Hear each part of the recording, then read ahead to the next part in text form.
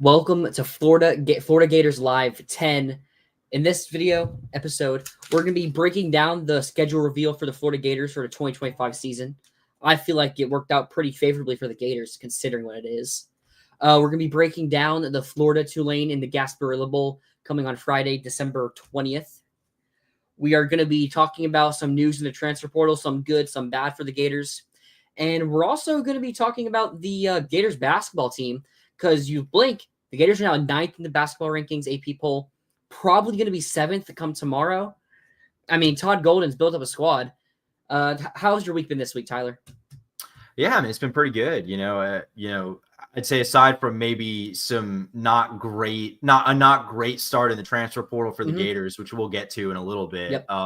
But yeah, it's certainly watching the basketball team, it's been a lot of fun.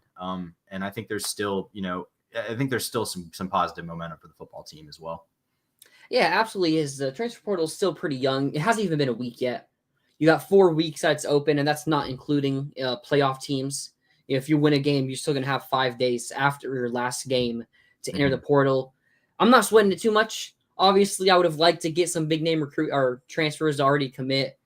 But, we'll get into that later. Still a decent chance at finishing hot. If you know this, last year we got 11 transfers. 7 of our 11 transfers came after New Year's. So I'm not too worried right there. But definitely some things we can discuss. But let's first start off with our reaction to the 2025 schedule. Came out Wednesday, 7 o'clock. Obviously, we knew the teams we were going to be playing. We knew the SEC games would just be flip-flopped home and home. Switch out UCF with USF. Got LIU, Long Island University. Start the season off, Long Island and USF. It is pretty nice to have 2 bye games to start the season. Maybe get a little bit groove before you actually get into big time play. Like the past 3 seasons, we've played Utah back-to-back, then Miami. So it's definitely nice. And then Texas A&M week 2 this year. Sorry, there was a game in between. My bad. I forgot Stanford was in between, but still. Yeah, you're good. But yeah, so it's nice to have a little bit of time for the offense and defense to gel together, see what we can and can't use. Because that Miami game last year, or this past season, we started a whole different offensive line. I mean, we started Cameron Waits over Brendan Crenshaw-Dixon. Not the whole offensive line, but if you give that team, I mean, we saw the team after week 4 ended up being a pretty dang good team. But so it's going to be nice to see the team get warmed up a little bit. Maybe some of the freshmen see who is legit early on and who isn't. So my first big point from the schedule, the Gators have a really good shot at starting 4-0. Obviously, you go into Death Valley, which is never an easy thing to do. Just look at Ole Miss. They couldn't go in Death Valley and pick up a win. But LSU's a team we beat this past season, beat them by double-digit points. Our team's only going to get more experienced, 4 or 5, depending on what sites you use, all freshman teams for the SEC. Obviously, DJ Lagway. So it's if that's a home game, most people are pretty much not chalking it up as a win for the Gators, because you can never chalk it up with Billy Napier, it feels.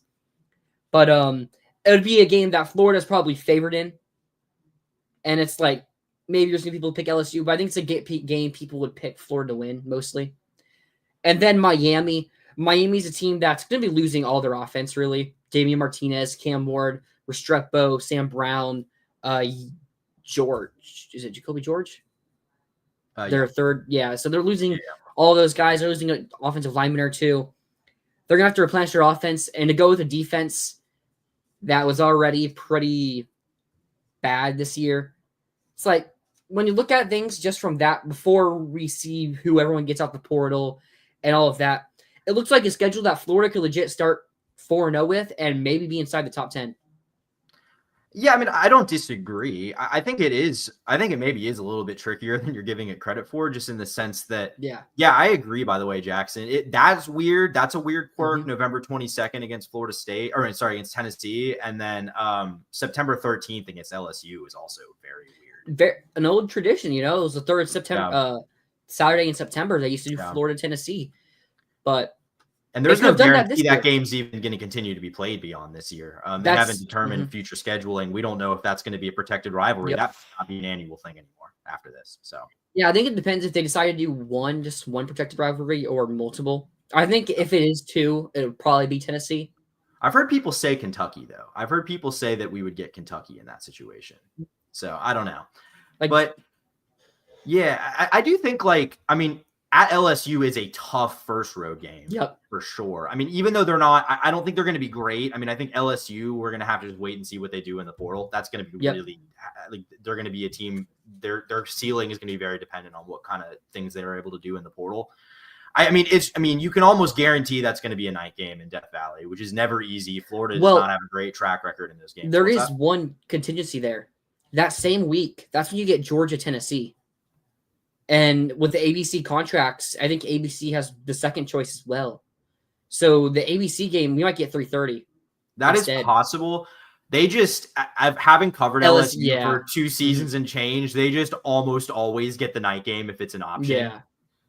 So I'm just kind of operating under that assumption, but you're right. That's not a given, but that's still a tough first road game. And honestly, definitely as far as bye games go, man, South Florida kind of scares me. We'll see. They kind of stepped back this year a little bit, but they have been competitive in those games that they've played. Miami, Alabama twice now. They haven't really managed to do it for 4 whole quarters in those games, but they've managed to give them some troubles early on. I think that bye coming off the Miami game, that early bye in September is huge, by the way, because that is a rough stretch of 4 games all told. 3 of them are on the road. It's at LSU, at Miami, then a fortuitous bye, because then you got Texas at home, which is still going to be a really tough game, even at home. And then A&M on the road, which, always tough to play there. And they're probably going to take a step forward because I think they were pretty solid year 1 with Mike Elko. I don't see why they wouldn't improve. I just question the QB play for A&M. Let me get into what I was going to say next. If Florida wants to be a playoff team, they probably need to go 4-0 to start the season. Yeah, probably. So with what's coming. Yeah. And I think if they can start 4-0, probably be ranked inside the top 10, then they'd be hosting Texas. Texas plays Ohio State week 1 next year, I'm pretty sure. Yes. Yeah. Even if they lose that game, Texas is still probably going to be a top 10 team when they come into Florida. That could be the first top 10 matchup in the Swamp since 2019 when we played Auburn, where the Gators did end up winning 24-13. DJ Lagway versus Arch Manning. Oh, my God. That could be a game that could determine the Heisman winner. I'm already seeing a bunch of people putting out early Heisman ballots and stuff, and both Lagway and Arch Manning are on that list.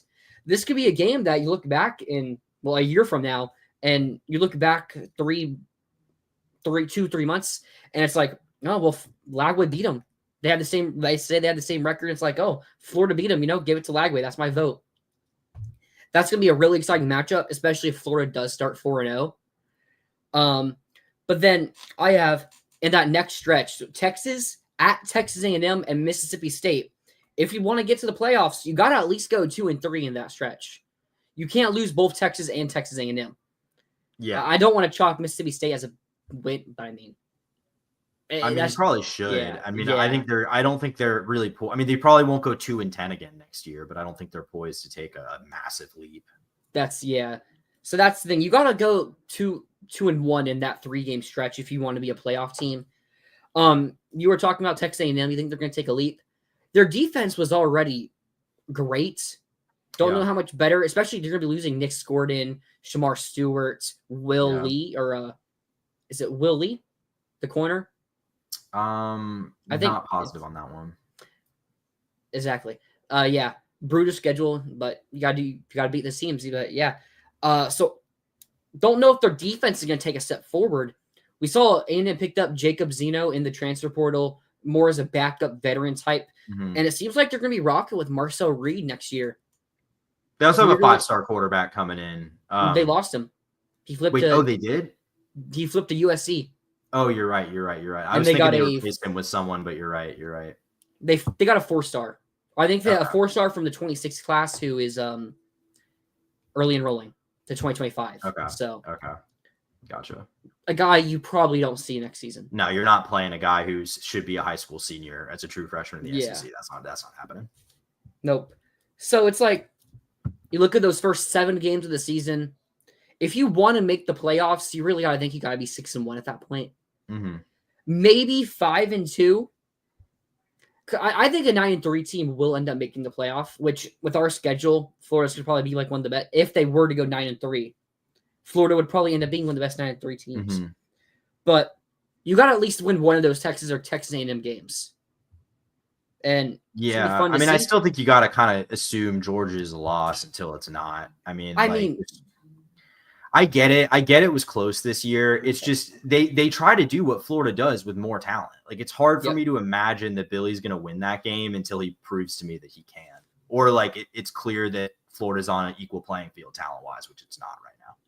Yeah, that's a fair point. Another thing you'll be looking at when Florida goes to Texas A&M, Lagway grew up 30 minutes away from College Station.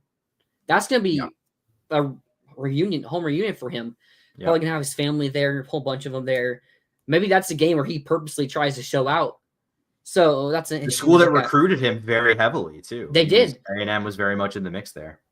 I heard they offered him a ton of money. You know, that's A&M with everybody though. Yeah. So, but yeah, you got to think those first 7 games. You got to be at worst 5-2. You got to hope to be 6-1, maybe 7-0, but that's very unlikely. But then we have the bye week after Mississippi State, as we always do. Play Georgia in Jacksonville. It's a game. Lagway had the lead and the ball. It's not just we were winning. He also had the ball. We were up 10-3 on Georgia before he got hurt. Bit of a revenge game for him. I mean, got injured. You can say the Gators would have won. You can say the Gators still would have lost. Doesn't really matter, you know. You know, that's a game that every year is going to be circled on the calendar, especially if we want to compete for the playoffs, that we're going to go and we're going to circle it, and they're going to go give 100%.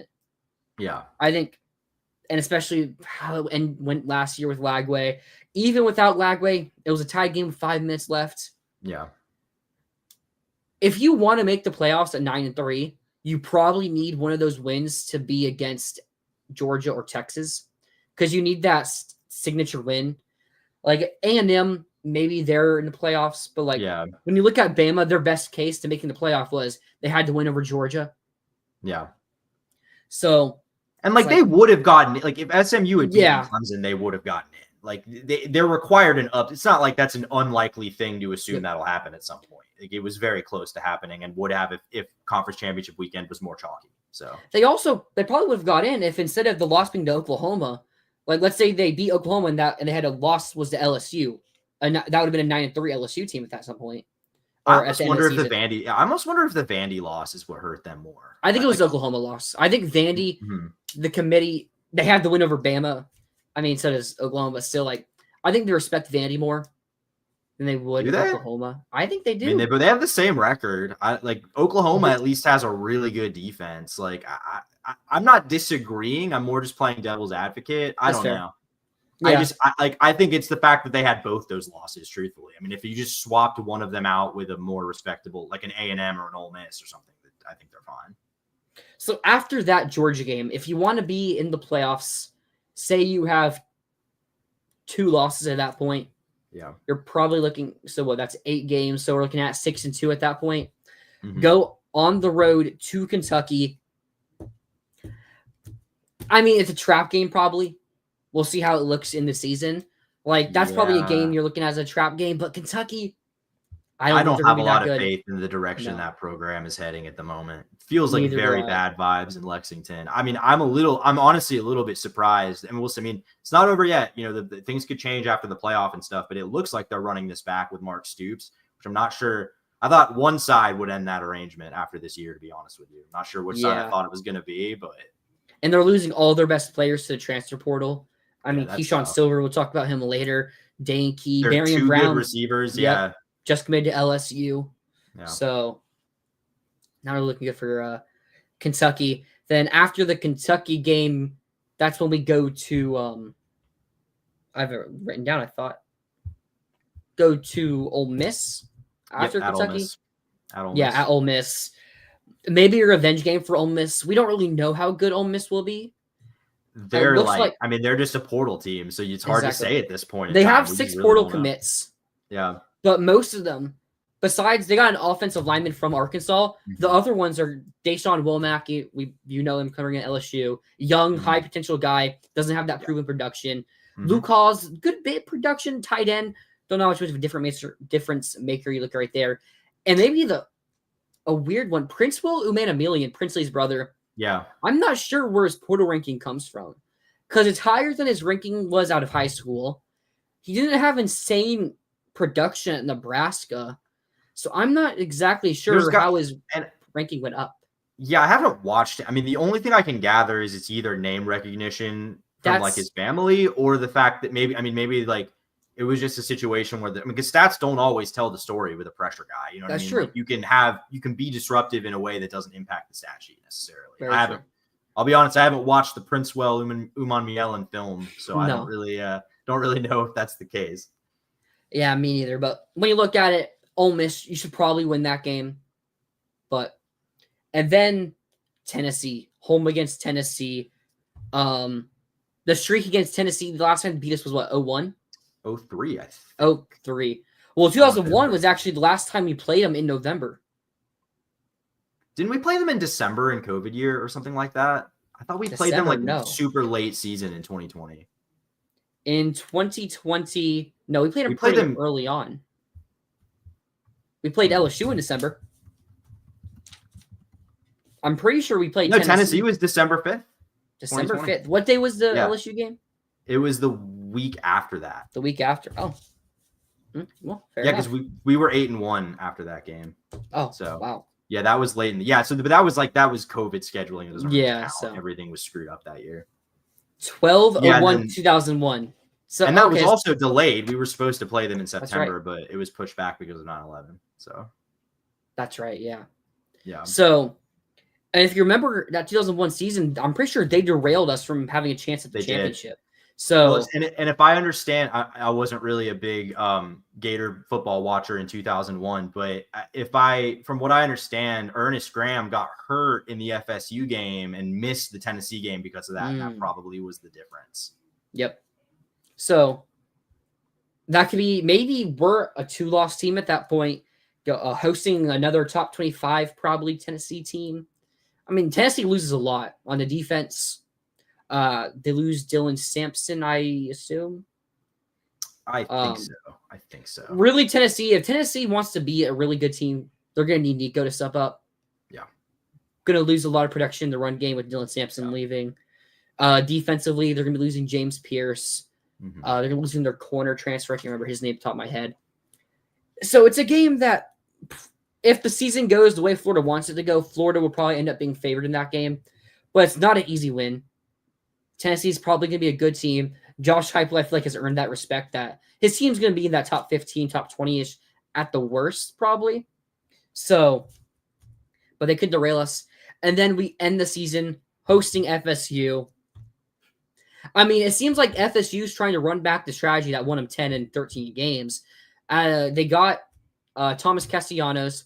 Yeah. We saw him take Tayshawn Gelsey from us. Deuce Robinson, who was also a tight end, convert to wide receiver at USC. He's taking a visit to FSU. So it seems like they're just trying to go back for that mobile QB, tall receivers that can win jump balls, and hope that works for them. So, I mean, they really don't have a choice because they're not recruiting and developing the high school talent. Like they have to do this.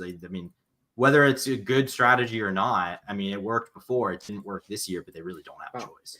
The latest Florida and Tennessee played each other in a series history was December 27th, 1969 in the 1969 Gator Bowl. I didn't realize the Gator Bowl used to be that early. I didn't realize. I thought the Gator Bowl was always like a New Year's thing. It's also, was Tennessee, were we both in the SEC at that time? Yeah. We were. I wonder, it makes me question. So we know you have Colorado and BYU playing in a bowl game this year, both in the Big 12. Yeah. I wonder if that's maybe the last time you had two teams, like non-playoff matchup. It happened. It happened with Mountain West teams 3 or 4 years ago. I don't remember who it was, or I think it was like the Arizona Bowl or something. I vaguely remember it did happen. But I think with the Big 12, I think it only happens when there's like a shortage of eligible teams. I don't think that was supposed to happen in the bowl where BYU and Colorado are playing. Well, I know that bowl game, a Pac-12 team had an automatic bid to it. Mm-hmm. That also, so, that screwed up. Yeah. The Pac-12 dying screwed up a lot of the tie-ins this year. That's a good point. So, but that's interesting about Florida, Tennessee, this December 27th, 1969. So, a big bonus for this schedule. We get bye weeks before Texas and before Georgia. Yeah, that's huge. I mean, look, this year we had a bye week before we played UCF, which I think that bye week was huge for the team overall. Like, it would have, but like then you look at it, maybe it would have been nice to have the bye week before Tennessee. Mm-hmm. But still, I think with how the schedule's laid out, we don't really play back-to-back tough opponents besides LSU, Miami, and we don't play at Georgia versus Texas in a row again, which is for this schedule is great for us. Texas A&M back-to-back. We'll see how good Texas A&M is, and Texas. I mean, Texas defense should still be really good. 2015 Arizona Bowl had Nevada and Colorado State. Thank you, Jackson. That's definitely what I was thinking of. I didn't realize it was almost 10 years ago, man.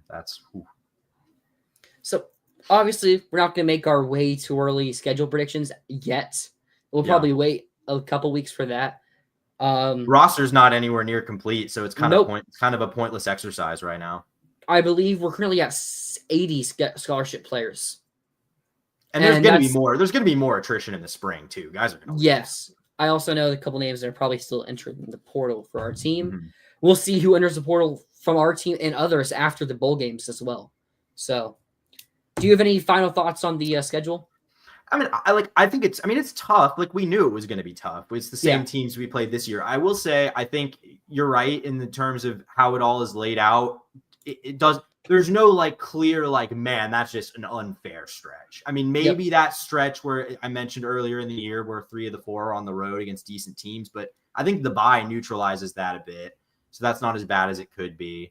And I don't think the schedule projects to be quite as hard as this year's schedule was. Like, I think a lot of these teams have way more questions. I mean, Ole Miss, ton of questions. A&M, still questions. Miami, poised for a significant step back. Yeah. Florida State is probably not going to be great. I mean, they're probably not going to be 2-10, but I doubt they're going to be 10-2 either. And they're coming to Florida.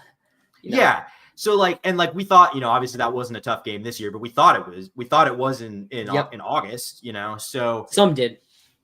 Well, I mean, I mean, anyone, there's no way. Did you really not think that it was going to be? Well, I thought it would be a good game. I had State?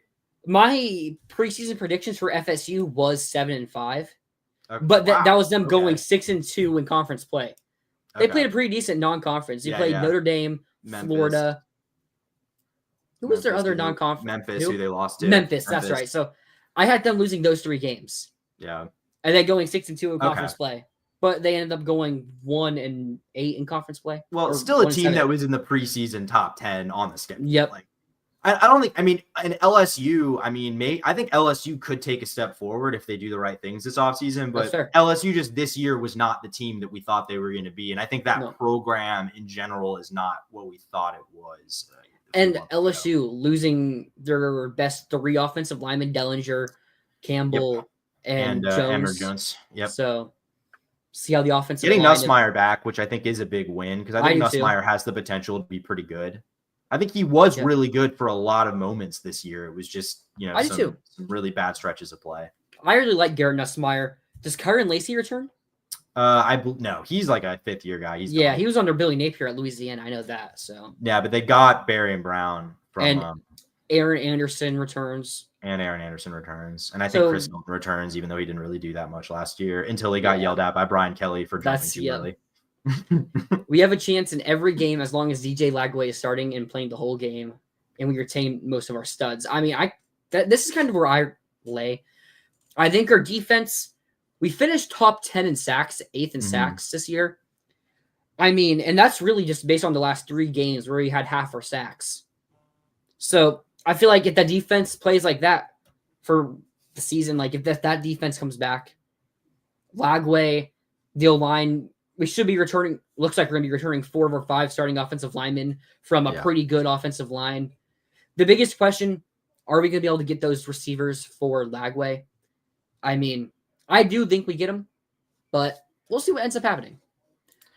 Yeah, I mean, I think the biggest concern is just that there's a couple positions that you really have to address this offseason. And if you don't, like defensive line is a big one. That was such a big reason we saw the defense get better throughout the year. Absolutely. But you're losing some guys there. Same with receiver. Those guys were really reliable this year, and the two most reliable guys are gone now. So it's just I don't disagree. I just don't think I think there's more that needs to be done for that to be the case.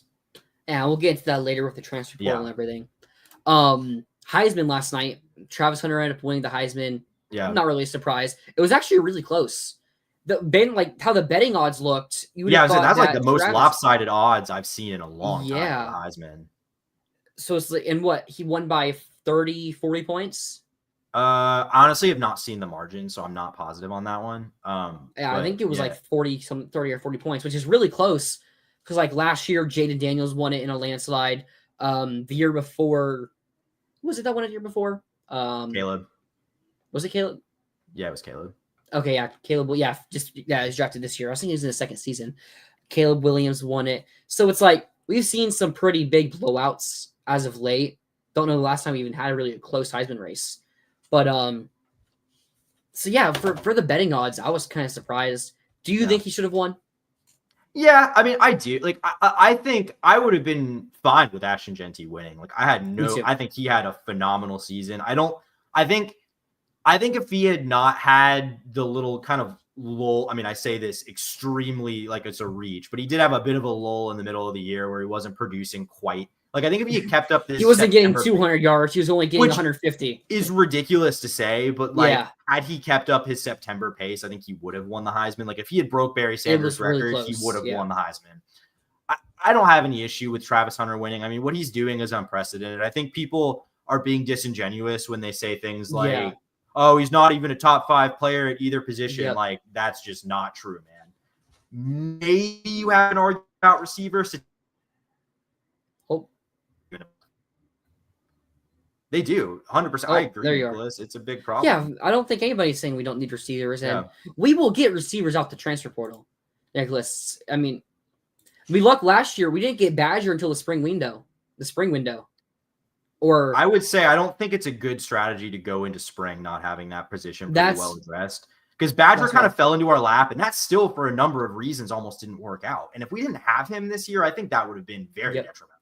But they did, and we've also seen him get Chimere DK and Ricky Pearsall in the portal. So we've seen him hit on portal guys. I'm not too worried about, like, I would like for us to get elite receivers. There's not really many elite receivers in the portal, though. That's the thing. Because you look at the best receiver in the portal, Eric Singleton, 5'11". We really want some taller receivers for Lagway because we have a bunch of shorter guys like Mizell 6'3", isn't he? Or I think he's at least like 6'2", I think. Yeah. Badger DK, you got to also remember we didn't have Trey Wilson for most of the season. So yeah, but even when we did have him, he was kind of a non-factor. Well, when he played in the middle of the season, I don't think Billy knows how to use him, to be honest with you. I don't know if Trey fits in the offense. Like, I don't think he's a bad player. I just don't know if this is the place for him to shine. Trey only had like 2 healthy games, the first 2 games of the year, where he did have the big touchdown run against Samford, or pass technically as a toss. So we'll see how they use Trey. I don't think Trey would have returned if they didn't plan on using him correctly. I mean, I agree. Like, I understand. I just I feel like it's hard to bank on a lot of production from Trey just because it's been very, between injuries and usage, just not consistent.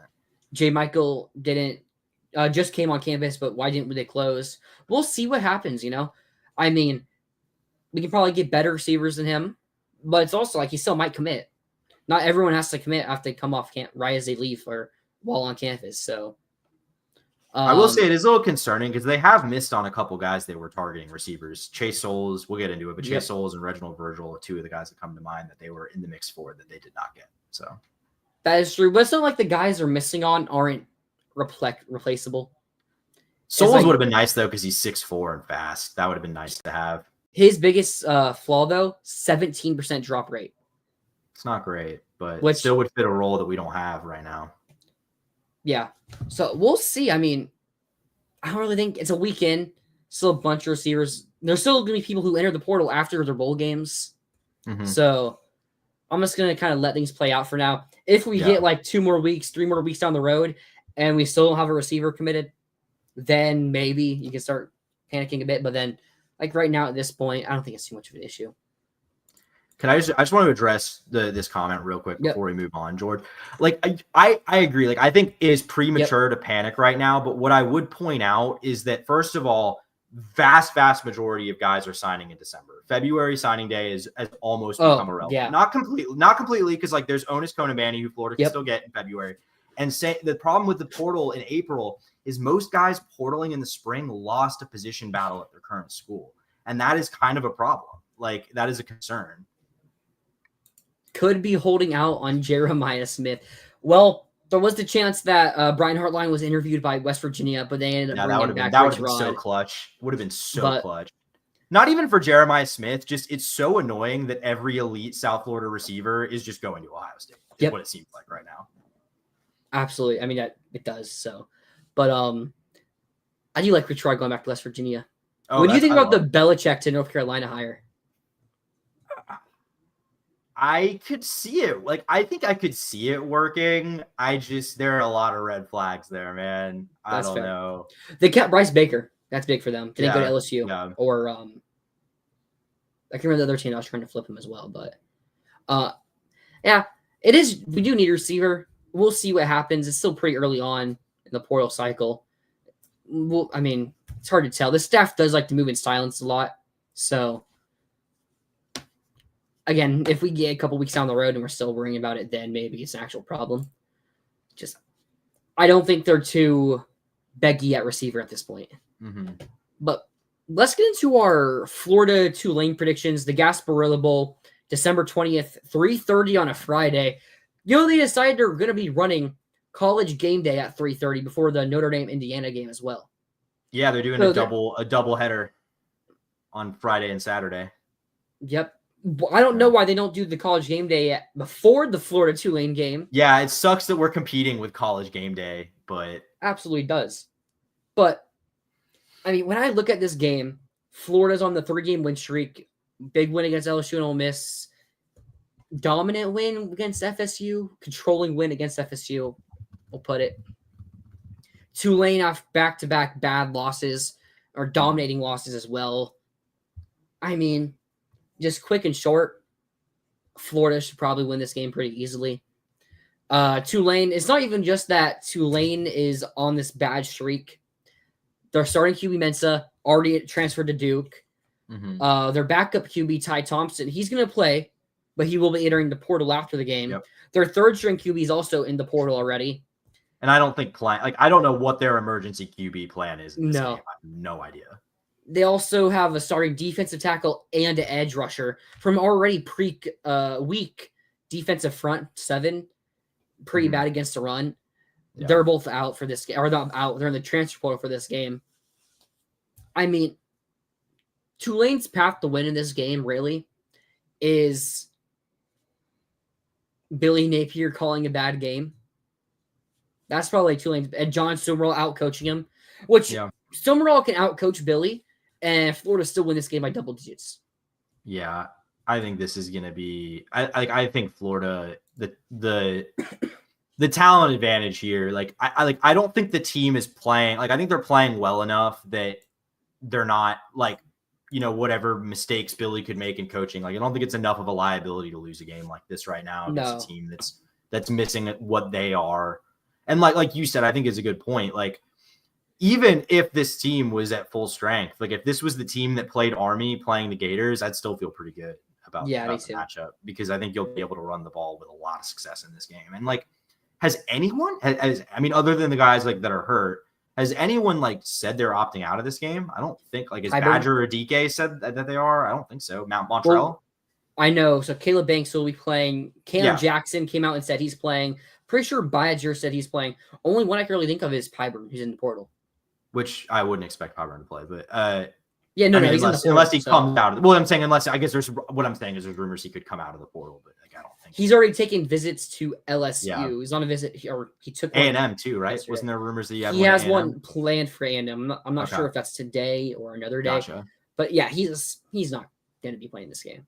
I'd be shocked at least from this point. But yeah. I mean, DJ Lagway has another 3 weeks 3 weeks to get healthy for his hamstring to get healthy. Yeah. Montreal Johnson gets more healthy, and even if he wasn't, Jaden Ball and Jacoby Jackson, plenty enough proof that they're really good running backs. Badger's playing. I assume DK's playing. Yeah.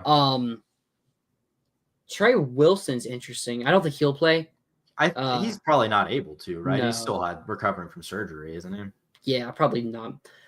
Sap. I assume Sap's playing.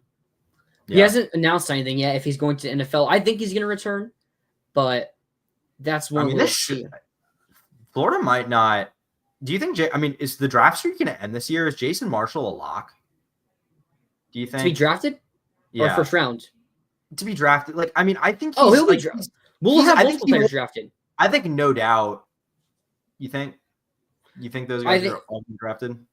Jason Marshall will be drafted at least in the top 4 rounds, maybe higher. Okay. I definitely would have agreed before the injuries. I wasn't sure if the injuries would have hurt his stock too much. Yeah, the injury's fair. He also improved his stock in those first 7 games. No doubt. He was having a good year before he got hurt. I'm not saying this to clown on him. Yeah. So I think he'll be fine. Elijah Badger, I think, will be drafted. Probably late, but probably. Maybe Bridges. With how he played, being flexible in that secondary, I think maybe I could see that. So Brandon you're probably Crenshaw Dixon. Maybe he's like a 7th round pick. Maybe it's like a late flyer. Yeah, like 7th. Maybe he's a solid tackle. Yeah. And when you look at those late round picks, they usually don't go with the high talented guys because they usually save those for undrafted free. They choose not to get drafted. Yeah. So they'll usually take a less talented backup type of pick. So I think the streak will continue. When we look at Florida's run game,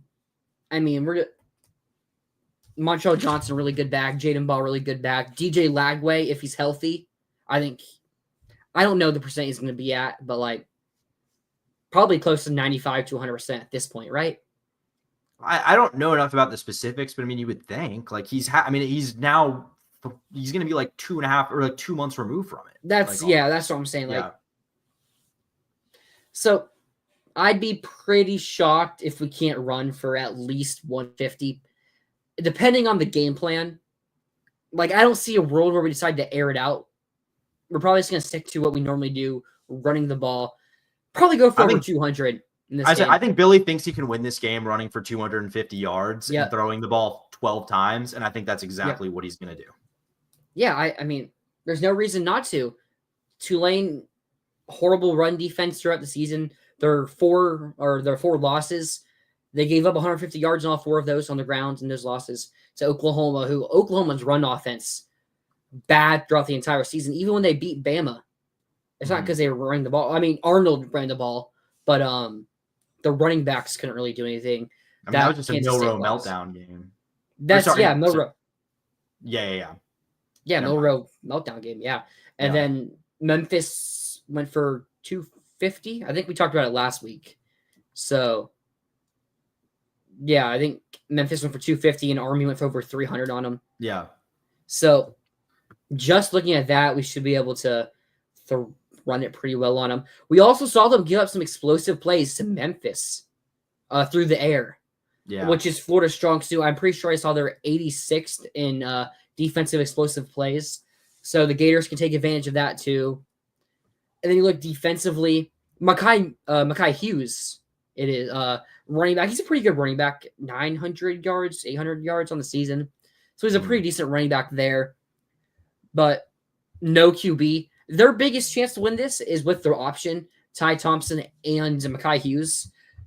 TJ Searcy might be entering the transfer portal sometime this week as well. Florida might not have one of their 2 edge rushers, which they're both good at run stopping. That's what they're good at.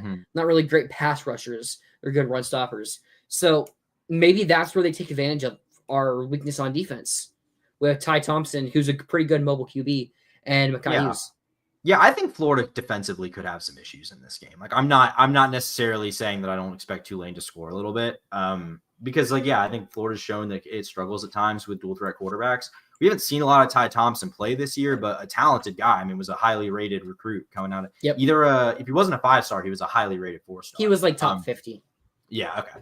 So, I mean, I think that is a concern. I just really don't see how Florida doesn't just run the ball 40 times in this game and wear them down, even if they give up 17, 20 points in the process. I don't see how that's not enough to win this game. It feels like worst case scenario is like what happened in the FSU game, where it's a bit sloppy. Gators are controlled though, still the whole time. I do think they could do more offensively than FSU could do in that game, though. I think they have more talent and are better coached offensively than FSU is. Yeah, I still know QB having Ty Thompson.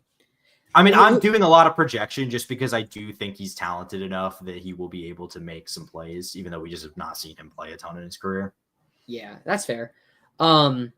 Yeah, I mean, well, he's also been in college for 3 years now and hasn't done much.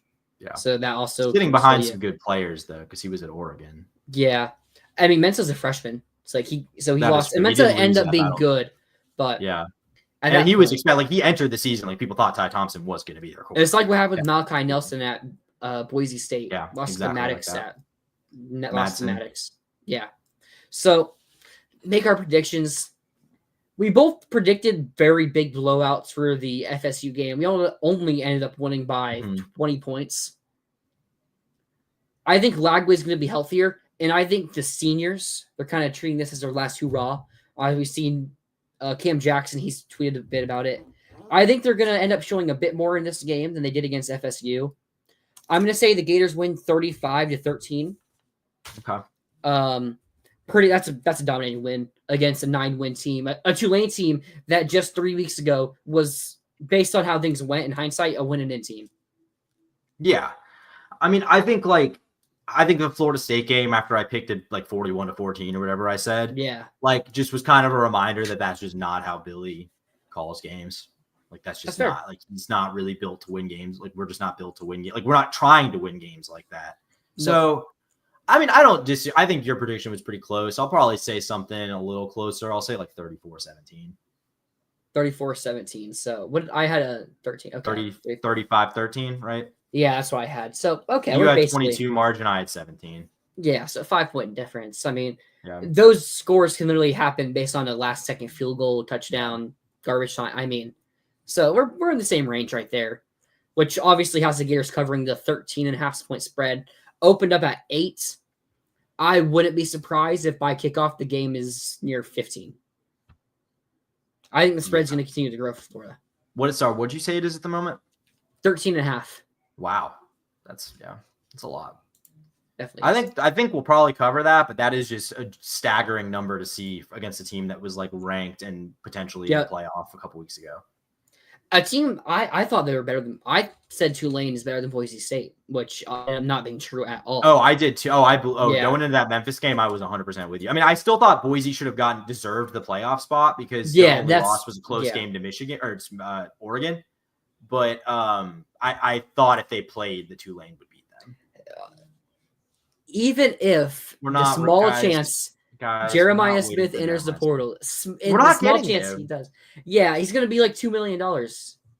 Like, guys, I don't know what about anything. I'm not even saying things are awful right now in recruiting or the portal and NIL, but I don't know what we've done that makes you think we're about to go like poach starting caliber receivers for DJ Lagway programs that are better than us right now. I mean, DJ Lagway, that's why. You're right, but I think I don't think DJ Lagway is the end all be all. Like I think there's other concerns, and I don't think we can pay enough right now to get those guys, frankly. I think the best odds to get like a big time Perry Thompson at Auburn, former 5-star. He was a 5-star freshman. When Walker White entered the transfer portal yesterday, he tweeted a picture of him and it was like ... And maybe he ends up entering because he was really close with White. But even still, like this is just a 5-star. It's not like he was really elite or something.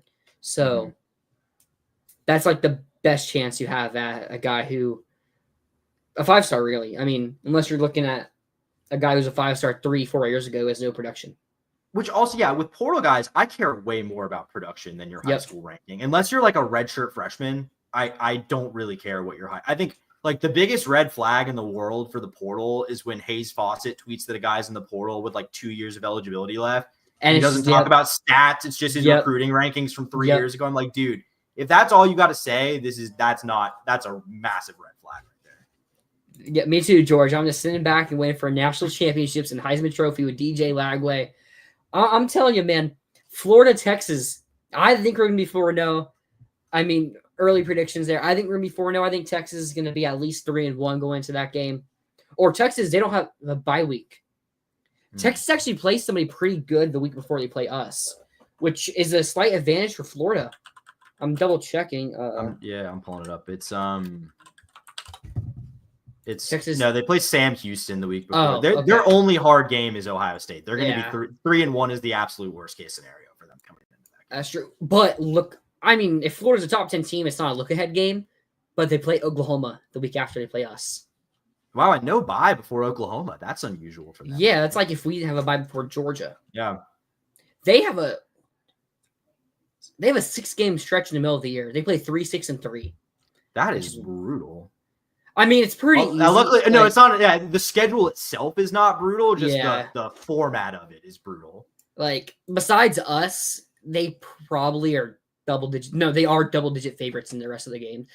Yeah. And depending on how our season is, they might be double-digit favorites. No, I doubt. I mean, if we lose to Miami, then probably. But if we lose to Miami, we've got bigger problems. I assure you, the entire Gator staff is working every possible angle to keep this team strong and to make the team stronger. Yeah, I mean, I believe that they're doing that. I think there's things that need to be done that haven't yet been done. And I'm not saying they're not trying. I'm not saying they're not going to do it. Just let's get into some transfer portal talk here. Yeah. Last week, we ran down some names that we might target. A lot of them we haven't really, or for whatever reason, not really visiting us or anything like that. We want to talk about players leaving. Jack Pyburn, he obviously entered the transfer portal earlier this week. Mm-hmm. There was a list of demands from him that was released saying he wanted $45,000 a week. He wanted the starting job guaranteed. He wanted to be in on third downs. I don't really think it was that simple as, if you don't give me this, I won't come back. He also publicly disputed. He did say that. Not sure. Just worth pointing out that I think it's more of a warning thing. The case. Yeah. Maybe less demands and more of wants. Actually, the only one he technically really said wasn't true was the thing about demanding to be the starter, because he said in his Instagram story that I'm already the starter. So yeah. So technically didn't say anything about the money demands or the snap demands. So before he entered the portal and before he said and the 4,500 number was released, I had heard he was getting offered $500,000 from other schools, mostly A&M, but which he's to me not worth $500,000. He's a good player. He's a nice guy to have. Run stuffer. He's not a guy you break the bank to keep around. No, with someone with very limited pass rushing skills. Bingo. There's people in the portal you can go after that have better pass rushing and good run stuffing skills. Well, he had 2 sacks on the season. I think he had 1.5 maybe. Either 1.5 or 2. It was not. And for a starting edge rusher, that's just not really that good. I could see him actually working out pretty well at LSU because you line him up with Harold Perkins, who maybe makes a bit more mistakes, be a more explosive player. But then you have Pyburn, who is the more solid run stuffer. I think that could end up working well for them to solidify their defense. And then A&M, we already talked about them losing Scorden and Stewart.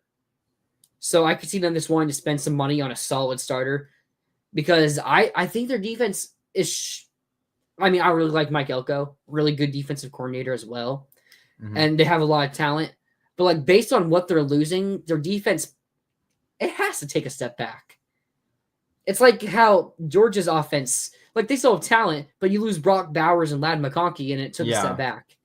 So that's true. A&M is spending an NIL though, so that's they are. They Scorden was a portal guy, so they could portal a Scorden level replacement. I don't think there's really a Scorden level player in the portal. Maybe there's not, and maybe that's the problem. But I think they definitely are able to go after elite portal guys where they exist to replace the issues they have. They're really one of only like 3 programs that's equipped to do that right now. DJ Lagway is the greatest quarterback ever in the history of the multiverse. It's hard to argue 100% agree, man. I mean, well, undefeated as a starter.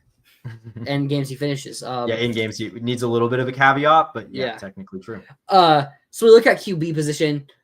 Florida has had 2 players on visit. One got here today. Justin Martin from UCLA played a little bit for UCLA. He visited a couple days ago, I think the 11th and 12th. We're just looking for a backup QB here. They know what they're coming to do. Yeah. And Deshaun Purdy, this is very interesting. He's from Charlotte. He's receiving a ton of offers lately. He received an offer from Georgia, North Carolina with Bill Belichick. So I do wonder if he would come here to be the backup, because it seems like someone's going to offer him some money, even though he was the backup for Charlotte for most of the season. Yeah, this is a tough position to fill in general. Like it's a very big need. You need to have a better backup option than Aiden Warner next year. But it's like it is tough because it's a very specific kind of player you're targeting for this role. It's a guy Jacob Zeno would have been a good. Jacob Zeno would have been a good fit, but I mean, he might go start at A&M next year. Who knows? Like that's a more winnable job than this would be. So, oh yeah, easily. I mean, because it's not even like you're just going. It's not even like what AJ Swan did when he transferred to LSU, where most people thought Garrett Nussmeier was going to be a 1-year starter and he could win the job the next year. Like DJ is going to be here for 2 more years at least, assuming he doesn't portal. Did you just see that Michael Van Buren transferred to LSU? Yeah, man. I don't really understand what they're doing at the quarterback. Like their quarterback position, their quarterback room is one of the weirdest quarterback rooms in America. Because like they're good. They've like, I mean, it's good players. It just doesn't. I don't get the vision. I don't know what the long-term plan is there. Yeah, and then like Colin Hurley's a really young guy. Which I've heard Colin Hurley, a guy who early enrolled, super early. So it was like 16. He's 2 years. Yeah. And I've heard he's just not like. No. I've heard he is very far away from being a guy you could start in an SEC game. So. But then Swan, Van Buren, just weird. Yeah, Ricky Collins left in the portal. No Bryce Underwood, obviously, as they expected they would have. Yeah. And Michigan, wow, I can't believe they put so much weight for Bryce Underwood. I mean, I get it, makes sense, but that's really what screwed up LSU. I think that's going to be the downfall of Brian Kelly. Still finished with a good class, though, honestly. They lost a couple guys. They did a nice job. It could have been worse. Like, they kept picking around and stuff like that. I just and don't... Flip Solomon Thomas. Yeah, let's... but... Okay, so let's go to our receivers. So this is the weirdest position to look at. Early on, it looked like Florida was looking at Nick Anderson a bunch. Yeah. But he scheduled visits with other schools, LSU, I know, and Ole Miss, I think. And Texas A&M. Not one with Florida. So we'll see. He was a name rumored that Florida would go after. Still time. He can still visit, obviously. Jermichael Sturdivant, he was on a visit this weekend. UCLA guy. The production has dropped. Injuries, the offense being worse this year. Yeah. He had 800 yards in his first season, like 600 yards last year and only 300 this year. I think he's a guy I would like. Big play threat as well. Depends if we're going after 2 or 3 receivers. Because early on, when we were looking at Sowell and Virgil, thought, oh, okay, the Gators are probably going to end up taking 3 receivers. But now one of them goes to Texas Tech, one goes to Iowa State. We talked about it earlier. Sturdivant didn't commit. He scheduled visits with Georgia and Miami, I believe. So it's interesting to see where that will go. Yeah, this is the one where I'm not panicking. I'm getting a little bit anxious about the receiver position because it is so key. Like, I understand what you guys are saying about Lagway. Like, he'll elevate the players around him. I agree with that, but he's still a young quarterback that has areas he needs to develop in. And I think putting talent around him is going to be so key to that development. And I don't know if you can rely on Aiden Mizell. I don't know if you can trust that Trey Wilson's going to stay healthy. And we'll see if a guy like Vernell Brown can contribute day one, but I don't think you can assume that. No. So like I don't think you can go into the spring without addressing it. I don't think you can hope that guys that are on current playoff teams are going to enter and you're going to get them. I think you need to at least get someone like soon. Hopefully it's started on. Rob, I think Rashada's leaving Georgia. I mean, he's pretty clearly they put an extremely injured Carson Beck in to hand the ball off instead of him. I'd be pretty shocked if Rashada is still at Georgia now after this season. So, but yeah, we gotta see. I mean, it's hard to tell with the transfer portal. It's hard to tell with college football these days. You never know what's going to happen. Today we think we're getting nobody. Tomorrow Jeremiah Smith's in the portal. But no, you know what I mean, though. It's really hard to tell. Tight end, we don't have anybody scheduled for visits. Losing Arliss Boardingham, we lost a couple tight ends, only bringing one. I would figure they want to go get a tight end who's a bit proven. You need it. Like, that's a big position to need, I think, without Arliss. Because I think Arliss leaving was a little bit – I mean, I'm not surprising, but, like, you would think they would want to keep Arliss around. Not really good blocking. Didn't really do much through the air either. Well, yeah. I think if the plan was to go into portal and get somebody, then it's like, okay, yeah, buy Arliss. Yeah. But we haven't really seen anybody get visits scheduled or talking to them. Yeah. Like Lou Haas, he committed to Ole Miss from Arkansas. He would have been a big name to go after. So we'll see what ends up happening there. Like, I want us to get somebody. I want us to get somebody good, obviously. But maybe it's kind of weird for how much 12 personnel we run that, like, it really hasn't been a position where we've been able to develop guys. I mean, Hayden Hansen is a good player, but he's a one-trick pony. And we need someone who can stretch the field a bit. Someone I'm looking at, Amir Jackson, true freshman. He's like the 99th ranked player, tight end. Can't burn the red shirt, or he can't burn the red shirt because of the bowl game. I wonder if he'll get a bunch of playing time in this bowl game because Arliss is in the portal. I assume we'll see a good bit of him. Maybe he's the guy. They know he's the guy, and that's why they're not really targeting portal tight ends. Yeah, because you got Micah Jones coming in, but I don't think Micah Jones is going to be an instant impact player. And he's not really a receiving threat. He's more of a blocking tight end. Mm-hmm. Then you look at the offensive line. The one name I've really been hearing the most is Howard Sampson, North Carolina. He was a starting offensive tackle for North Carolina. I haven't really heard anything about the Georgia Tech Corey. Why can't I think of his name? Robinson, Corey Robinson. That's right. I haven't heard about his name much for really anybody. So I would still like for us to go for him. I think he's the best offensive lineman in the portal. But, I mean, the only name I think we've offered is Howard Sampson. Mm-hmm. I think we are limited in spots. I think at most we're probably looking at 10 portal players. Mm-hmm. So I understand not just offering everybody.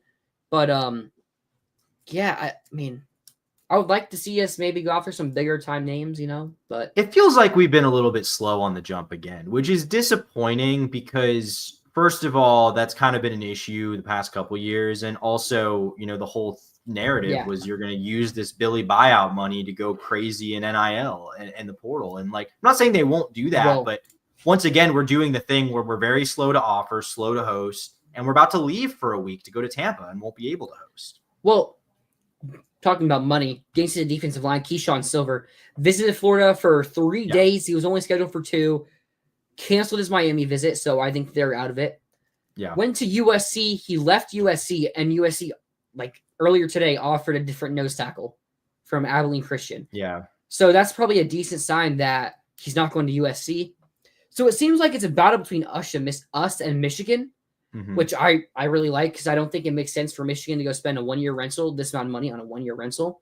They're already spending so much money on so many other players. Well, and considering that this isn't their their big year with Bryce Underwood. Mm-hmm. Yep. They're probably waiting until Bryce Underwood is going to be their starter to go spend those money on 1- and 2-year players. I don't even think Underwood's necessarily going to start this year. They're going to get, if he hasn't committed already, it looks like they're going to get Billy Edwards, who started. I think they did this get year. Him. Did they get him? Okay, I saw projections. I didn't know if he actually did. I think they did.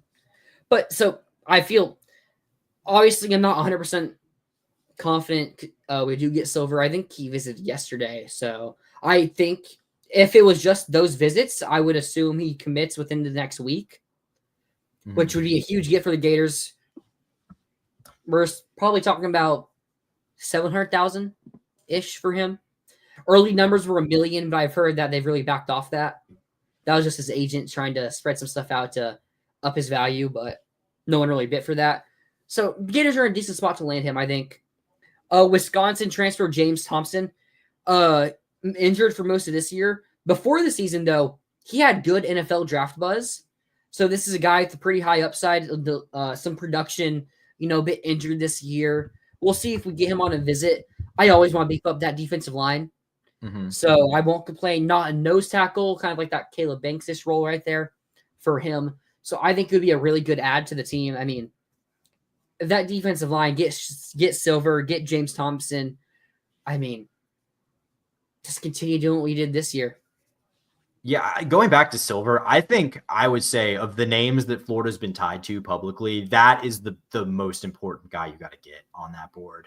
Former 5-star, really talented player. Hasn't not like uber productive so far in his career, but that's a nose tackle. Nose tackles don't really have exactly. Yeah. That is true. That's a good point. One other thing I'd like to point out: Keyshawn Silver once committed to Florida, so he has ties back here. Yeah, I think I think that would be such an important get to shore up the defensive line and ensure that you don't see major regression there next year, at least from what we were seeing at the end of the season. Yeah, absolutely would. And I think he's a more from a down basis, not that Cam Jackson more explosive probably, but I think Silver in the run game is probably better at filling the gaps there and allowing the players. I mean, Cam Jackson's really good. He might get drafted. Forgot to mention him earlier. Another player that could get drafted. So there are guys, George, that are playing in bowl games that have entered the portal. Like Arizona's, like Kenny Dillingham literally said you can enter the portal and still participate in the playoffs. Where it's like there are definitely guys that are doing both, just to be clear. Yeah. So then get back to Rob. Who are we going for as pass rushers? So we already lost Pyburn. Don't think he's coming back. Maybe he does. We'll see what happens. Seems like Searcy's also going to be entering the portal. Maybe after the bowl game, we'll see. A name that we've talked to, Nathan Johnson. He's an edge rusher from Appalachian State. He's also been looking at USC. So pretty highly touted guy there. That's probably the biggest name so far we're looking at. Well, edge rushers haven't really had many big names enter the portal. We talked about it last week. Deshaun Womack was probably the biggest name in the portal, and it's an unproven guy right there. So I think we're going to need to wait and see who enters in the next coming weeks. But Nathan Johnson, he's the guy I really look at right now. Yeah, a guy I'm not really sure because he had a really nice 2023 season. Was a first-team freshman All-American that year. I don't really know why the production dropped off as much this year. He still played in 11 games, but only had 2.5 sacks. So yeah, but like you said, it's really just not the strength of the portal right now. App State, the program was in a weird spot this year. Yeah, this was a bad year in general, and they fired. Yeah, so that might be about a culture thing bigger than him. Yeah. So we'll see. But if he's getting targets by Southern Cal as well, so it's not just like a player only Florida's looking at this level. So I mean, just say South Florida, Southern California. Sorry, but So yeah, that's a name to look at. So then at cornerback, from JUCO. That's the current name I'm hearing about. Jaden Lawton, out of a JUCO school. Don't really know too much about him. The bigger name maybe to look at is Takaria Davis. He was a projected first-round pick going into the year for Arizona. We saw how badly things went for Arizona this year. So, but I think he's a player, high upside player still. I think he's going to be getting a lot of offers from high-level programs. And I don't know if they're going to spend that money on a corner. They'd probably rather get another guy that can compete instead of like a number one corner. I wish we went after him. Yeah. Because I know how good he is. 2-time first-team all-conference player. Did it in the Big 12 and Pac-12. So he's someone I would love for us to go after, but we'll see.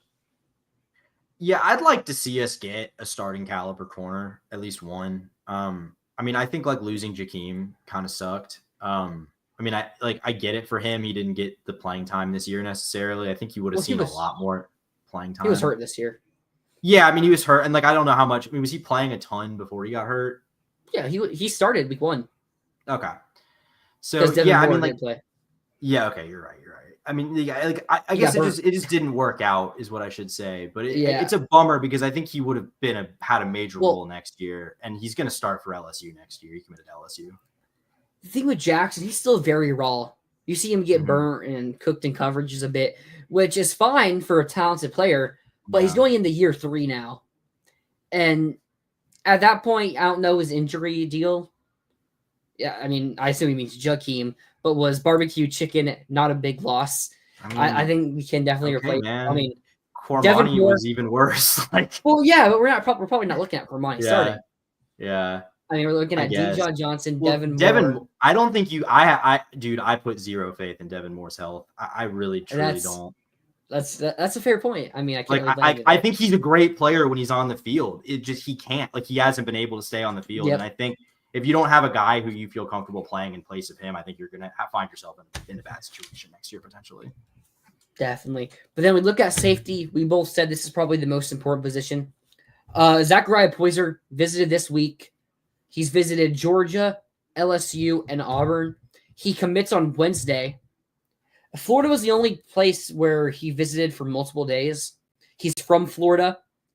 He's talked about if he were to come to Florida, he would play multiple positions here. So he can play safety, star, maybe corner if we need. Sort of in like the Bridges mold, kind of. That's where I was going. Yeah. The Bridges mold, very young, redshirt freshman player this year. I think he'd be a great add for the team. As I said, he commits on Wednesday. So I think this would be a really good start to the class, excluding the punter that's committed to us. But and Mose Phillips from Virginia Tech, another safety I've heard to look at. Maybe we'll go after. I do think we need more of a true safety as well. I mean, I think Poyser can be a really good safety, but if we're looking to play him all around the field, then we definitely need to get a guy who can just play safety and really stir up that room. Yeah. No, I mean, I agree. I think, and it should be a position where you're able to land someone like that, because it's, I think, pretty clearly you're going to come in and start. Even if Bryce Thornton like takes a massive step in the offseason, I still think one of those spots is going to be up for grabs. I still wouldn't rule out Castell. Like, we both hated on him a ton. Yeah, we've been very mean to Jordan Castell. Everyone knows about the sophomore slump, you know. Yeah. So maybe he steps it up next year, another year under Will Harris, who we both thought. I mean, we both probably agree is a really good coach. Yeah, he's done a good job.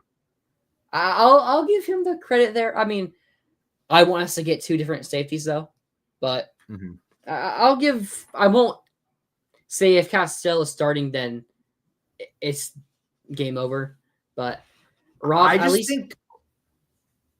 sorry, just real quick. I'll just say, I just think we got a little bit, like, I think there was a lot of the success down the stretch defensively was kind of in spite of some bad play in the secondary, like guys getting beat. We were able to overcome it. I don't think if you want to feel good that you're going to take a leap next year, I think you have to find ways to improve those things where we were still struggling quite a bit down the stretch. Yeah, you definitely do. No question really about it. I mean, Cormani made one play. He made a singular play. Against the third string QB for Kentucky. Like, when he wasn't doing that, he was getting absolutely toasted. I mean, Texas has good receivers, but still. They do, like, but it was bad. Even didn't he get toasted? He got beat pretty bad in the Kentucky game. Wasn't there like a drop on a beat in the Kentucky game? No, we talked about it last week because you also said this. Okay. But yeah, no, I don't think he did. Okay. But I don't believe he did. Let's hope that this next week we see maybe some players commit to Florida in the portal. Definitely need to see things turn up, but again, it only looks like we're probably going to be attaining 10 portal players. So we can be a little bit more picky. But we also can't just be too picky to where, they didn't enter the portal. Well, now we're screwed, you know? Yeah. So I wouldn't worry just yet. I'll keep it in the back of my mind. But then if we're looking at a couple weeks, then maybe it's time to hit that panic button and start questioning what is Billy doing. I agree. I think give it some time, see what happens. The thing that causes me concern is that they're about to leave for Tampa in a week, and their opportunity for a week, and their opportunity to host guys on campus is going to be gone during a really crucial. That's why this early bowl really is unfortunate, to be honest. Yep. Like if we had a New Year's bowl, that would be a lot nicer. in that regard. So it is just kind of a limitation we're dealing with. So I'd like to see us get some momentum before that, so we're not just playing catch up when we get back from Tampa. Yeah, another thing we forgot to talk about, Damian George. He enters the portal and decides to come back to Florida. So that's weird. It was one day, right? Yeah, it was. If not, it was like 2. It was a short. Yeah. So I wonder what happened there. Maybe he just wanted more money. I think that's a solid keep. Well, we saw DeAndre Robinson. He did an interview, and they asked him like, "Who's the toughest matchup 1-on-1?" And he said the 2 toughest matchups were Roderick Kearney and Kajai Harris, 2 young guards. Harris already starts at left guard. Kearney would have been competing for that right guard spot. So it is interesting to see that the young right guards are stepping up over George. So I wouldn't be surprised. Do you think Levette could compete for that job next year? Like, do you think George, I think George is not guaranteed to win that job. Well, here. I would say he probably will. Well. I'm not even saying he didn't. I just think those young guys are coming along to the extent that I'm not just completely penciling it in that he doesn't get beat out in the spring and fall. The Jags lost 32-25. They scored the Jets. I didn't really see how it ended. The Jets scored to retake the lead, and last I saw it was 25-22. Mac Jones threw a bad pick at the end to Sauce Gardner. That's all. Wow. Okay, but yeah, I think George will start. I honestly like it for the depth because if someone gets hurt, we saw George miss the FSU game and the Texas game. I don't know if he's playing the bowl game, and we won't get an injury report because it's on an SEC matchup. But I like George at guard, especially. And now we have a really good 3 deep at guard. So it's more interesting about what's going to happen at tackle. If it's going to be a transfer, if it's going to end up being one of the young guys we have in Fletcher Westfall or Caden Jones, Marcus Maskell. And I assume Barber will return. And to be clear, like, even though I think it's like maybe a possibility George could get beat out, anybody with the name George must be good. There we go, George. But no, I think like even though I'm saying like I think there's like maybe a chance he gets beat out, I'm not saying him coming back is not a very good thing because at the end of the day, it's hard to portal quality offensive. It is. They had a pretty good hit with Crenshaw Dixon that worked out pretty well. Haven't had a lot of great hits. What? The year before when we got the guy from Baylor. Oh, Micah Miskua, yeah. Yeah, was rated like the top guard in the transfer portal. I think he was pretty bad or underwhelming for where they had him ranked. And Osiris is a little bit different because they knew. Yeah, he was an All-American when he came here. And they like knew him, like they were with him, coaching him. So it's not like there was no like gamble there. They knew exactly what they were getting. It's hard to find those guys. So I would say it's nice to have him back and that you're having those young guys compete with him instead of some random transfer that may or may not be good enough to start in the SEC. Absolutely. How did the Jags give up 35 points in the final? I don't even know anymore, man. I can't do it with this team. I mean, yeah, at least Brian Thomas. Did Brian Thomas get the last touchdown then we got? Or did we get touchdown? Yeah, he did. He caught the go-ahead touch when it was 20. When we went up 22-16, he caught. That one I know. Yeah. Okay. We didn't. I think we just kicked a field goal after that. Jeez, man. Yeah, 25. That's you, man. This was the least like I didn't even realize who the Jags played like when I woke up this morning. Like this is the most checked out week of Jags football. It's as long as I can remember. And it's not just that the team's bad. The team's boring. Like every week, like the last week against the Titans, we won. It was not even fun. Wasn't even fun. No. It's like it feels like a chore watching them. You know who it doesn't feel like a chore watching though? The basketball team. Oh my goodness, this team is so fun to watch. When you probably the most fun Florida team to watch, like since like Billy's primetime like teams. Like all right, so basketball team, yeah. I mean, last year was also really fun to watch, but now we're complementing the offense with defense. Yeah, the 21st ranked Ken Palm defense. I mean, big win against Arizona State, 17-point win. The Gators were up by 30 points with like 10 minutes left. Yeah, kind of like what happened against Wichita State, where the Gators got a big lead. And then we didn't necessarily rest the starters, but they just slowed the game down and everything. Arizona State came back a little bit, but the game was really never in question after really the Gators took a lead with 5 minutes left in the first half. Gators controlled it. You didn't watch too much of it. I mean, I watched this entire game. Will Richard might be one of the most underappreciated players in the SEC. 2 seasons ago, Will Richard led the SEC in three-point percentage at like 40%. Last year, it was down to like 29%, which insane. This year, again, he's down. What he's not having the consistency shooting-wise, he's making up for it in his defense and athleticism, like shooting to the rim. I mean, I thought we just had another Noah Locke in our situation on our hands, to where we just had a guy who can shoot threes, can't really do much. But he has actual dribbling and getting to the rim, and maybe sports. I don't know what the Sports Center top 10 was, but he had a. Did you see the dunk where he dunks it in and it goes right back in after? I actually don't think I saw that. I think. I missed man, that. At the top of the key, he hits a pump fake for 3, dribbles in to the middle of the key, and goes up for the one-handed jump, and it goes in. And he hit it so hard, the net went back up and pushed the ball back in again. Mm-hmm. I mean, we've had some good dunks. Like we had another alley from Will Richard to Sam Alexis, where right over the defender. I mean, this team is just so fun to watch. Yeah. So I wasn't able to watch a ton of yesterday's game. I was in Gainesville for my brother's graduation, but it was I had it up on my phone. It was kind of just score tracking. I mean, I just think generally speaking, man, offensively, this team is so fun to watch. They've really stepped it up defensively. I thought they kind of had a couple rough games earlier in the year, but they've been playing really well defensively recently. Just like, things that I had concerns about that I just don't know. Like, I wasn't sure if Walter Clayton was like able to run the true point, like to the same level that Zion Pullen did. And maybe not, maybe there will come a time where that will cost you, but man, it's not hurting the explosiveness of the offense at all right now.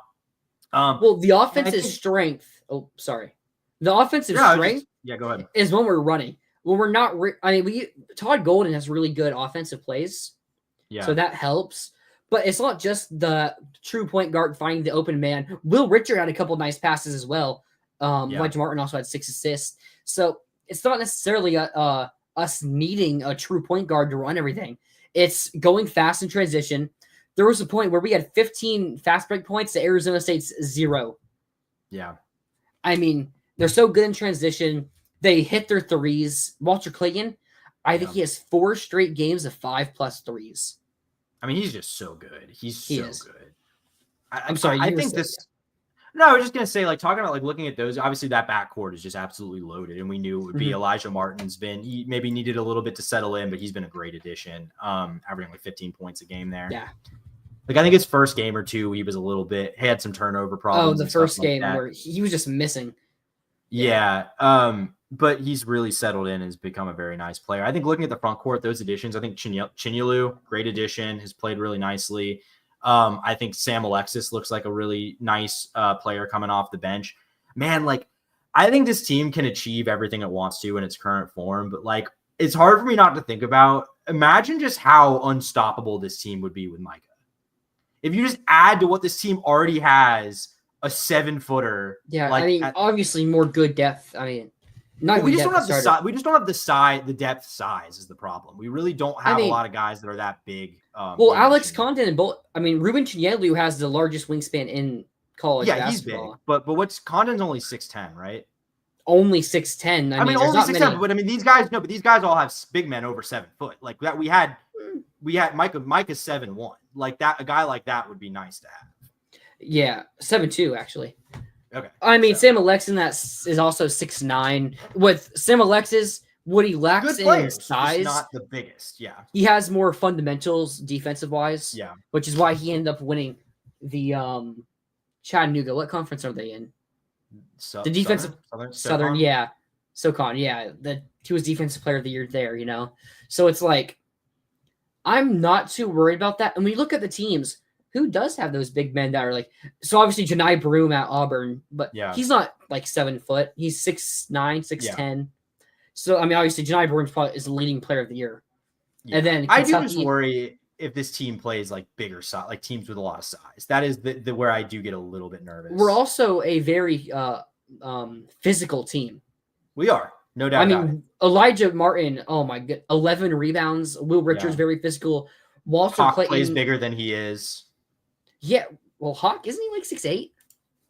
Yeah, I mean, like he's not small, but I mean he plays like more like a 4 or 5 than like somebody who's really more of a wing.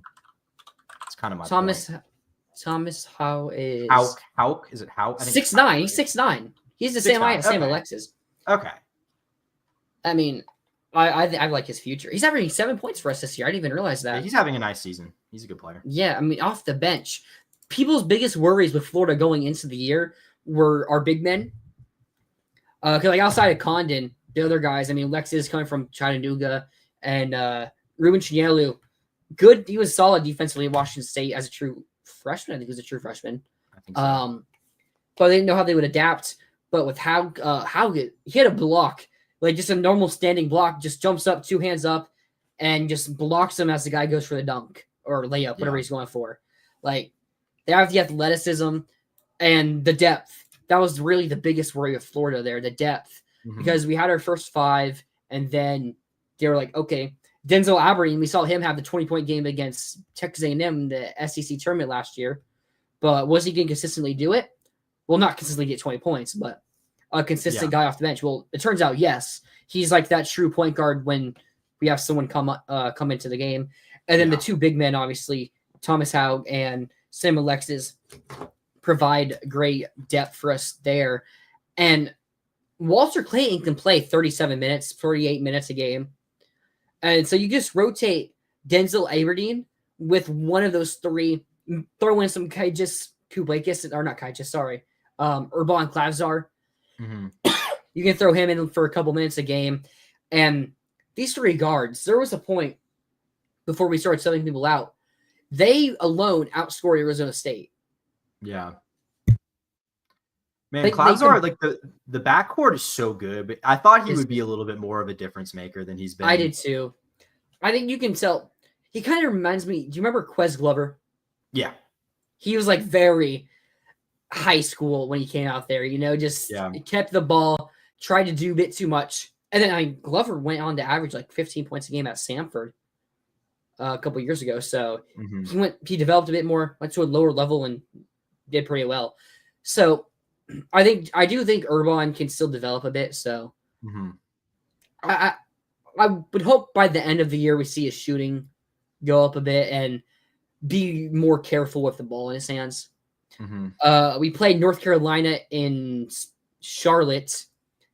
Should just be in Chapel Hill, but okay. Yeah. On Tuesday at 7:00.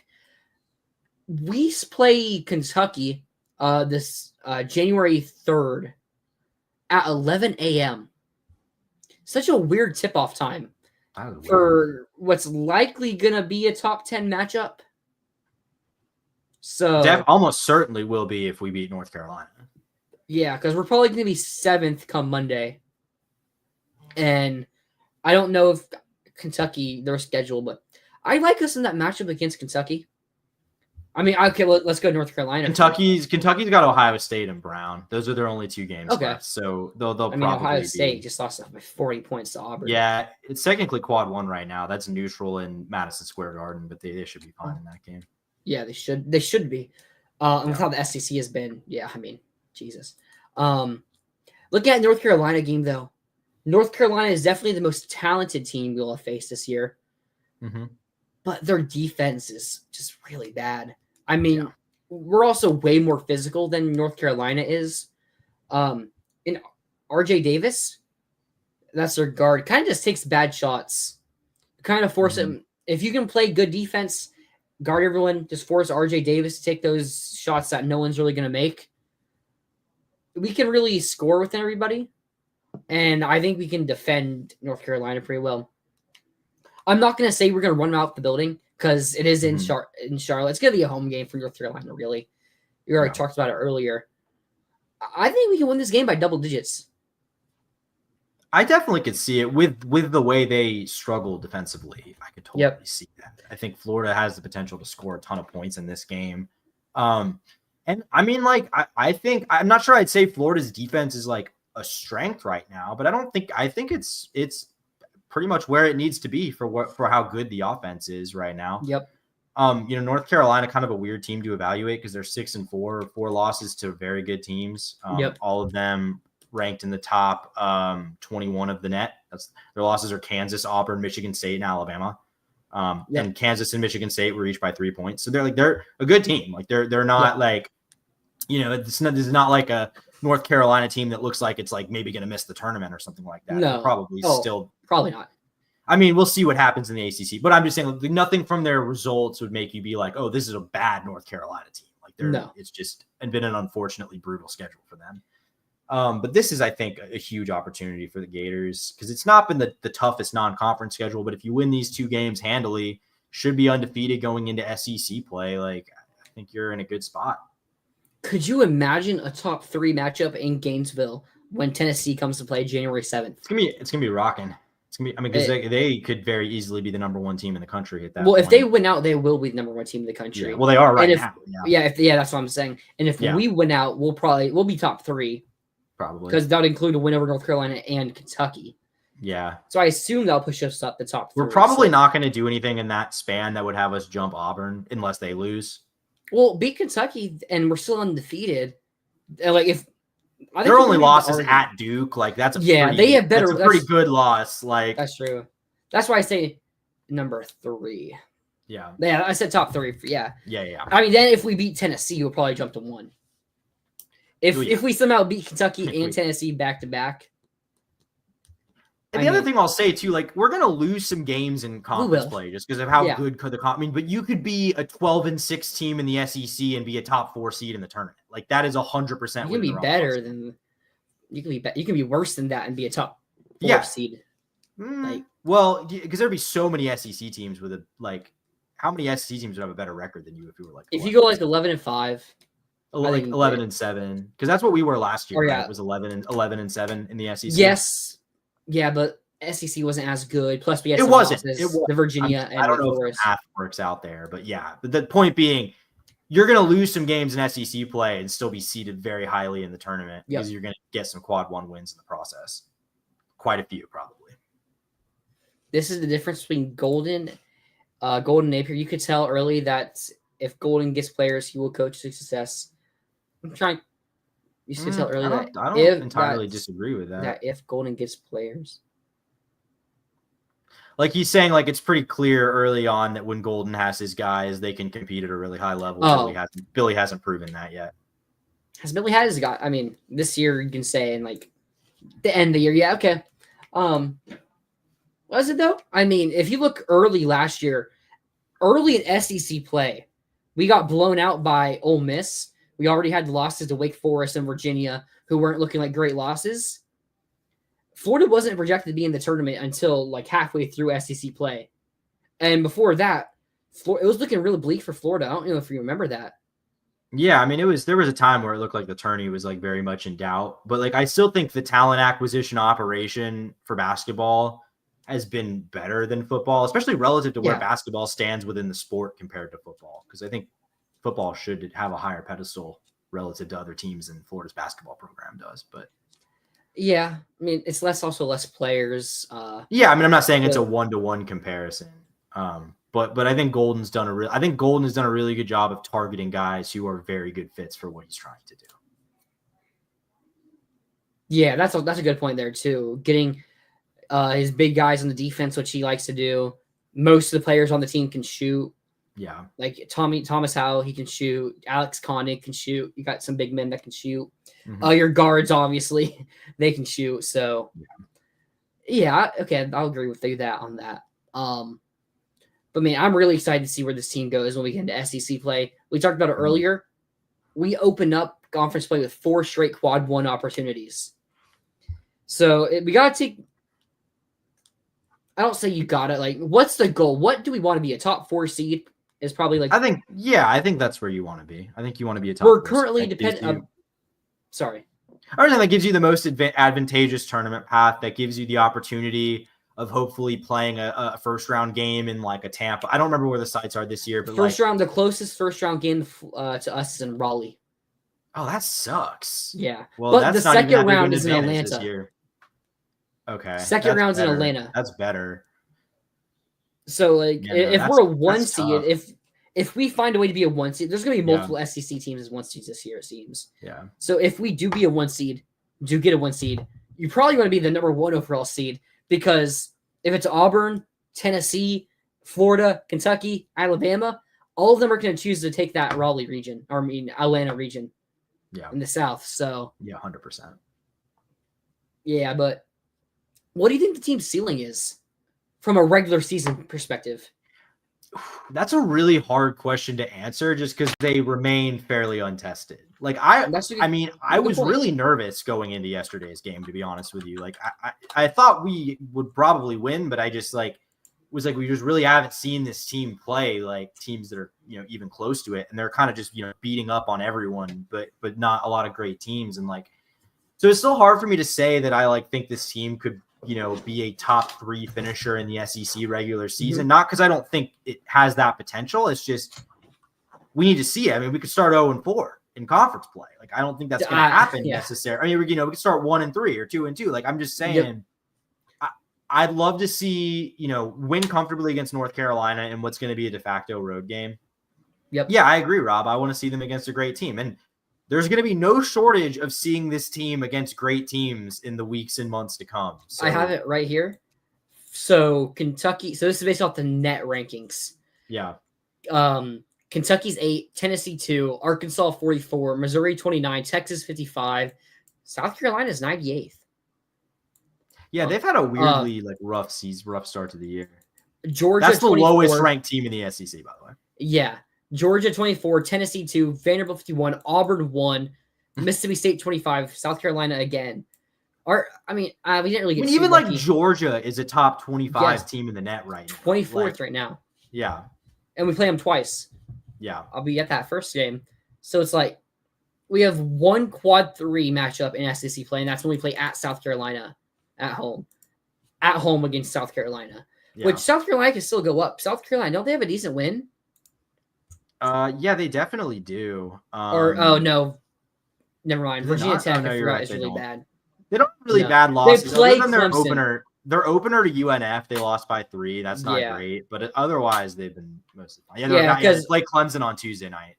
If they win that game, then I think they'll move up a bunch. Yeah, yeah, and because their losses, they only have one quad 3 or 4. That's not disastrous. For the worst team in a conference, that's not bad at all. Yeah, exactly. When you look at their schedule, first game of conference play, quad 1. Second game, quad 1. Third game, quad 1. Quad 1, quad 1, quad 1, quad 1, quad 1, quad 1, quad 1, quad 1, quad 1, quad 1.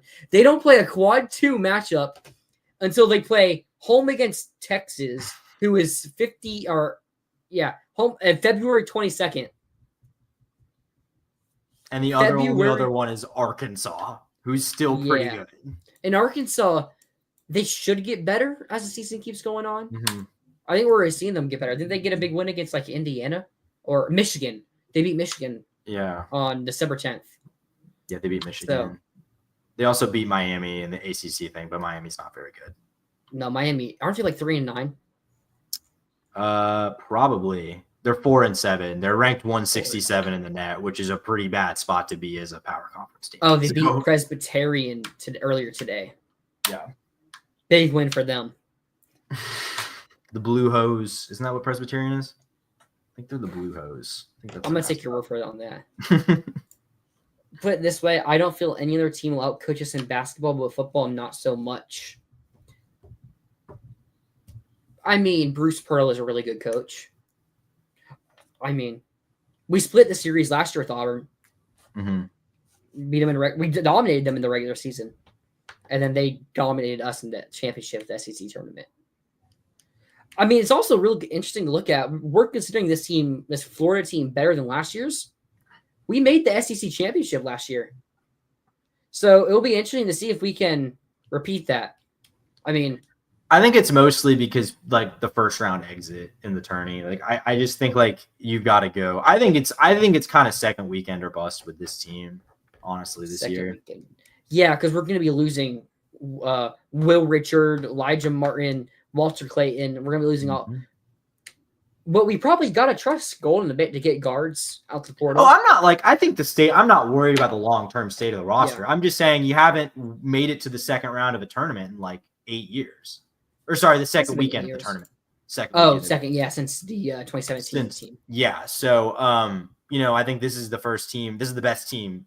This is probably the best team that Florida's had since the Final Four team, honestly. I will say that's a good point from Rob. We are really athletic while also being like really tall and great at shooting. I mean, who's the worst athlete on this team? Ruben Chielu, who's has the longest band.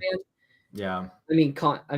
Condon maybe, but like again, you look at our guards; they're so athletic. I mean, you could see Will Richard, Walter Clayton, or Elijah Martin having the slam dunk of the weekend in any game, or having a blocked 3-point. I'm pretty sure Walter Clayton had a blocked 3 in this Arizona State game. It's like it's gonna be really interesting to see when we get into SEC play, because it just feels like there's so much potential variance here. Like I think this is a good team. I think the floor here is like a team that's like a 7 or an 8 seed in the tournament. But I think within that there is an insane range where this is a 1 seed or this is like anywhere in between. Yeah, I do think we maybe like our first 2 games might be a bit overrated on how hard they are, because Kentucky's going to be missing their starting point guard, Kerr Krissa.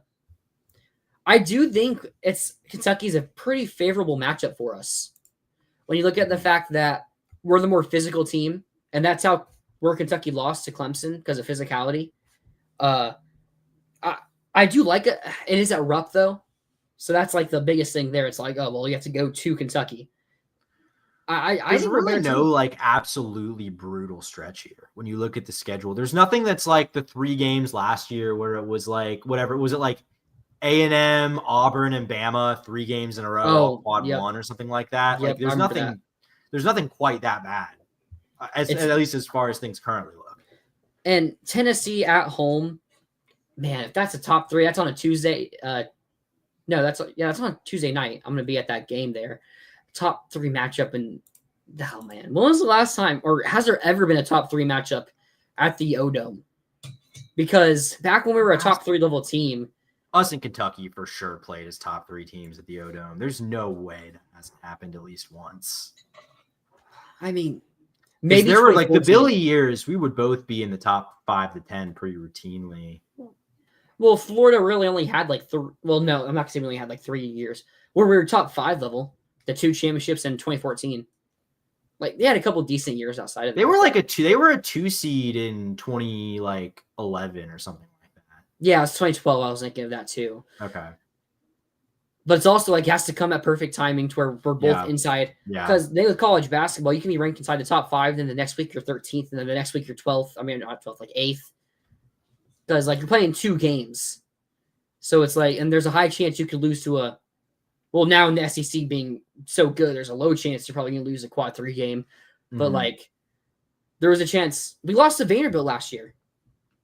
Like, there's a chance you lose that type of game. Yeah. And so it's like you could fall a good 7 spots at any point. So yeah. Bruce Pro. All right, I know you have to be wrapping this up in a little bit. So, is there anything else you want to say for the stream? No, I mean, I think it's just first of all, exciting with the bowl game. I think chance to get to 8-5, obviously not the goal coming into the year, or like not the goal just in general for what the program wants, but I think would be a really nice step. I think a big opportunity to kind of just continue the strong play that you've seen down the stretch this year, and then.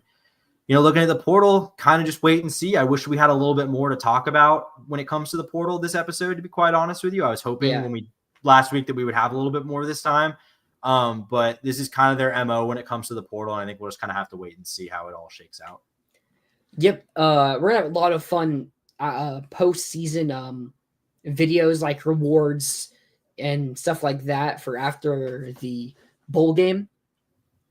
We will be live on Saturday morning with our bowl game post-game show because we're going to be watching the playoffs and stuff. So we're going to be wait until then, like 10 o'clock, 9 o'clock, depends on how early we want to do it Saturday morning. Mm-hmm. But thank you everybody for watching. We will see you on Saturday. And as always, go Gators.